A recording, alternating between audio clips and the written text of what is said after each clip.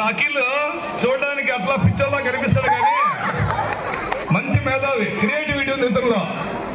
నాకు అబ్బాయి పిల్లల వరకు ఐడియా లేదు. ఇంటర్వెల్ తర్వాత వచ్చి సార్ ఆ రోజుల్లో ద్రౌపది చీర లాగినాం సార్, ద్రౌపది ఏడుస్తా పాపం తల ఉంచుకుని సార్, ఇప్పుడు నవ్వే డేస్ ఆధునిక యుగంలో ద్రౌపదితో తన్నిస్తే బాగుంటుందని ఐడియా ఉపయోగించినాడు. ఇప్పుడు ద్రౌపది కూడా తంతుంది, చూద్దాం.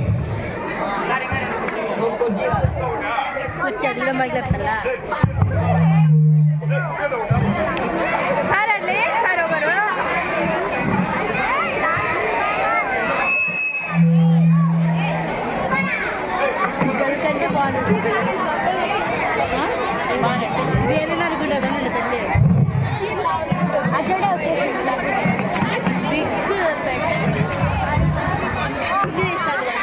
సోదరా ఆ బాణీతని ఈడ్చుకొని రమ్ము. సభలోని వారంతా తమ ఆయుధాల కిందకి దించి మాకు నమస్కరించండి.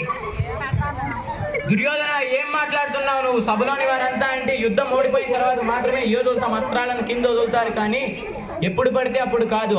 ఆయుధాలు వదిలేసిన యోధుడు, అస్త్రాలు వదిలేసిన ఆడిది ఇద్దరు ఒకటే. ఎన్ని రకములైన వానరాలు ఉన్నా కానీ తన తలపైన జుట్టు పెంచుకున్నంత మాత్రాన సింహాలు అయిపోవు కదా.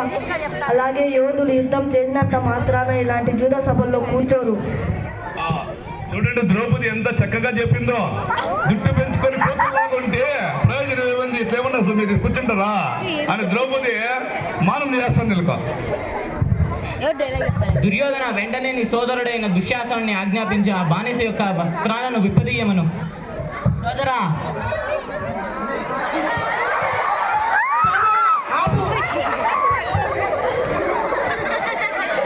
వికర్ణ, ఏం మాట్లాడుతున్నావు? నీ తండ్రి పాండురాజుగా అనుకున్నావా ఏంటి? నీ తండ్రి హస్తినాపుర మహారాజు, ధృతరాష్ట్ర మహారాజు. అంతేకాని నువ్వు కౌరవుల పక్షాన పోరాడుతున్నావు, కానీ పాండవుల పక్షాన కాదు. ఇప్పుడే కదా బానిస చెప్పినది, ఎన్నో రకమైన వానరాలు తన తలపైన జుట్టు పెంచుకున్నంత మాత్రాన సింహాలు కాలేవు అని చెప్పింది కదా. మరి 5 మందితో సంవత్సరానికి ఒకరితో కాపురం చేస్తున్న ఆమెను వేశ్య అంటారు, కానీ పవిత్రురాలు కాదు.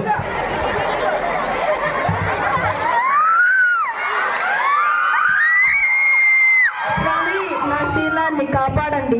నేనేం చేయలేనమ్మా, ఆనాడే మాట ఇచ్చాను.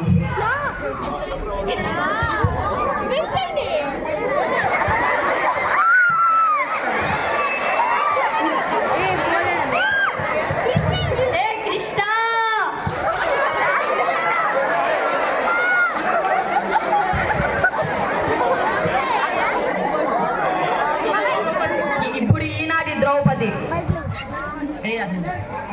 సోదరా, ఆ బానిసని ఈడ్చుకొని రమ్ము.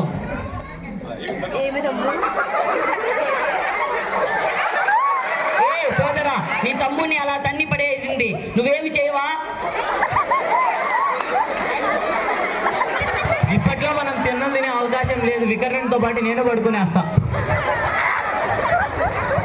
పాపం కాదమ్మా అలా తన్నితే.